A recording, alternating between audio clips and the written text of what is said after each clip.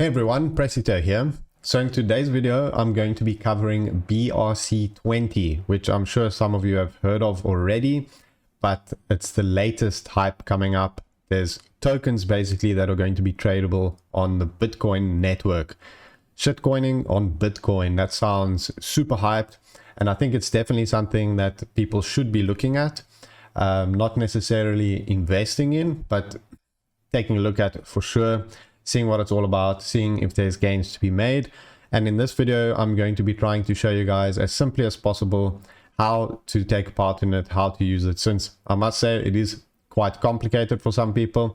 I found it also quite complicated when looking into first, but once you get the hang of it, it is actually quite straightforward.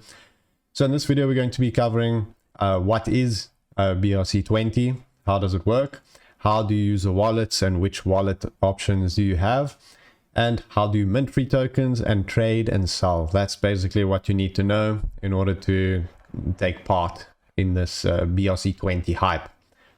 So first up, what is BRC-20? So it uses the ordinals protocol to represent a fungible token. Think of it as ERC-20 but on Bitcoin. However, it's much simpler. And also note, it doesn't support smart contracts. So let's have a look at some of the hype that's actually been happening with it. The average transaction fee for Bitcoin has just shot through the roof. It's actually insane at the moment. So insane actually that it might even be better to wait for it to cool off a bit, because just doing free mints isn't actually free because of the expensive transaction fee. Here you can see 400,000 unconfirmed transactions, which is also insane. I've noticed when using the protocol that my transactions take very long to confirm, and it actually delays the buying and selling process. So that's something to take note of. And you can see here the transaction fees is just ridiculous. I mean, it's so expensive. It's actually becoming similar to Ethereum. So I don't know if it can even take off. That's why I proceed with caution with BRC-20, but maybe somehow they find a way to optimize it or something. But anyways, so here you can see Wobi is now supporting BRC-20 as well, where they're listing ordinals, Pepe on BRC-20 and Meme, which are some of the hyped coins on BRC-20. So this is also super bullish. So let's have a look at more about what is BRC-20 exactly. So BRC-20 uses the ordinals protocol. To be simple, ordinals introduce a concept of numbering each sat of Bitcoin and inscribing data onto each one. The data can be an image, music, or even a text or a file. So BRC-20 uses the concept of inscribing text to represent a fungible token. BRC-20 is like ERC-20 on Bitcoin, as I said already, but there are many limitations, doesn't support smart contracts, and that's also something to take note of. So next up, let's have a look at what options we have in terms of wallets and exchanges and so on. So in terms of wallet, I highly suggest Unisat wallet. This is the most popular one, and it seems to work the best out of all of them. To create the wallet, you simply go to Unisat wallet, unisat.io. You go to wallet over here, and then you download from Chrome Store. Once you download from Chrome Store, you click create new wallet, enter a password and confirm your password. You save your secret recovery phrase, of course, and not online. Under the address type, you must choose Taproot. Actually, if you choose another one by mistake, maybe you've made another one, you can just send from one to another. So it's not a big deal. But yes, choose Taproot, and then copy your address BC and deposit some Bitcoin into your account. So it's a simple transaction with Bitcoin. I recommend withdrawing from Binance since they support Taproot. So in terms of the exchange, you can see here Unisat exchange, and then you get Ordinals wallet.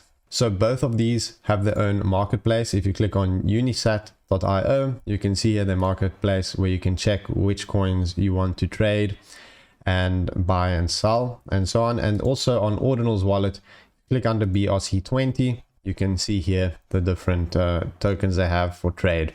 Although I did notice that Unisat tends to have a bit better prices for the same tokens. For example, Pepe price is 79 cents on here, whereas on here you can get it for 68. So Unisat, in my opinion, is better. The only downside to it is that in order to be able to use the marketplace, you need 20 Unisat points, and you get 1 point per inscription you make.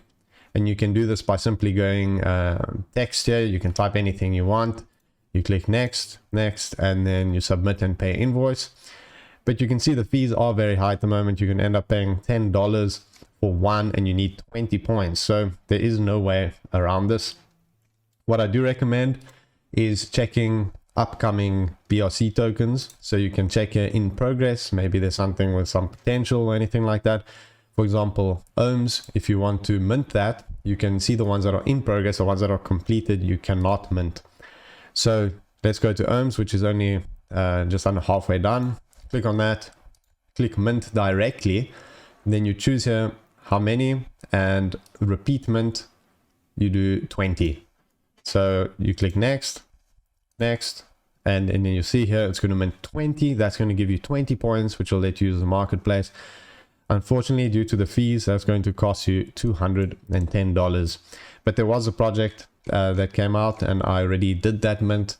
So I've got access to the marketplace now.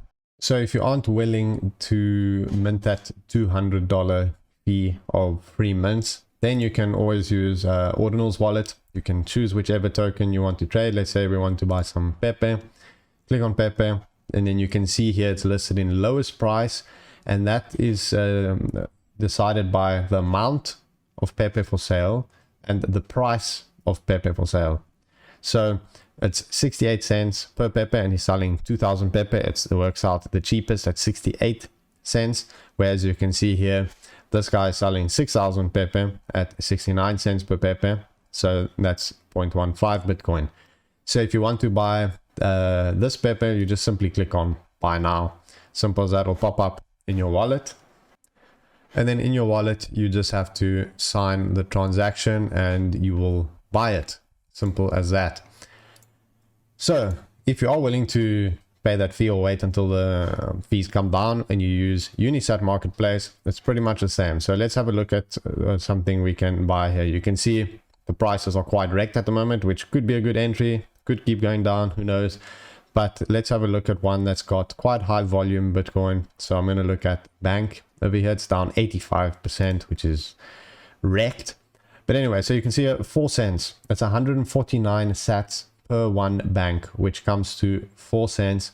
This person is selling 14,000 bank, and that equals $576. So this one I'm going to try and buy.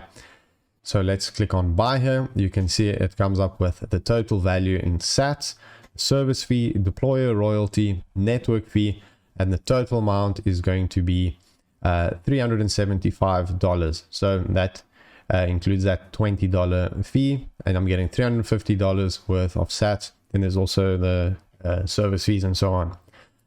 So I just click confirm. As you can see, it pops up in my wallet. I click sign. And now I just wait for that to be confirmed, which at the moment does take quite a long time. So you're going to have to wait. And then once you click on your wallet under BRC-20, it'll pop up here, and you'll see available and transferable. So this is also really important when it comes to trading. So if it's available, you can't actually list it. You have to have it under transferable, and then you can list it. For example, here is some coins I've bought in the past. You can see Pepe, I've got 1,000 available, but 0 transferable. So if I want to list it, click on list, pops up with Inscribe transfer. I click Inscribe transfer, and then it lets me choose in my wallet how many I want to make transferable. Let's say I want to sell 500. I'm going to choose custom here. I'm going to make it 200, pay a bit extra fee, but it will be a lot quicker. As you can see, the average takes about 30 minutes. Click next, pay and inscribe, and there we go. Now just need to wait for that to be confirmed, and then I'll have 500 Pepe that will be tradable. So once you've done that, as you can see here, the Pepe is now transferable. It shows 1,000, not 500, because I actually did the transaction twice. I had to wait quite a while for it to load. Since I just bought those other tokens, it is very slow. So Pepe, 1,000 transferable. I click list, but at the moment you need 3 confirmations for that. I don't know how long that's going to take, but it's really simple then to list it. You just click on the one you want, for example 500 pepper here. I click on it, I can check what other people are selling it for. You can see here someone else is selling 500 pepper for 68 cents, which is 2,450 sats per pepper, which comes to a total of 1.2 million sats, around $338. So I can simply list it at that price or a bit higher. If I think it's going to pump, or just hold it and wait out, or list it super high and pray it pumps really big. But it's simple as that in terms of buying and selling. So in terms of the valid transfer function, which we just went through with inscribing, you need to note here, for example, a wallet holds an overall balance of 1,000 ORDI. In this case, I had 1,000 Pepe. The holder then inscribes a transfer function of 700 ORDI. Once the inscription is confirmed, the following is true: overall balance 1,000, available balance 300, transferable balance 700. If in the next block the user tries to inscribe a transfer function for 500, it's not going to work because the maximum amount is 300. If multiple transfer functions are inscribed in the same block, validity is determined by the order they were confirmed in the block.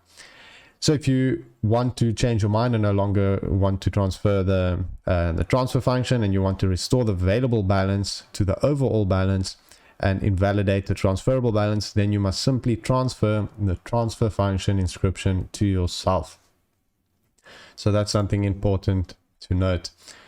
So next up, in terms of some features which you can use with Unisat's wallet, you can buy .sats name, where you just go on Unisat wallet, you go to .sats. As you can see, open the Unisat, navigate to search .sats name sections, find a unique name that you like. Obviously first come first serve with the names, a lot of them are already taken.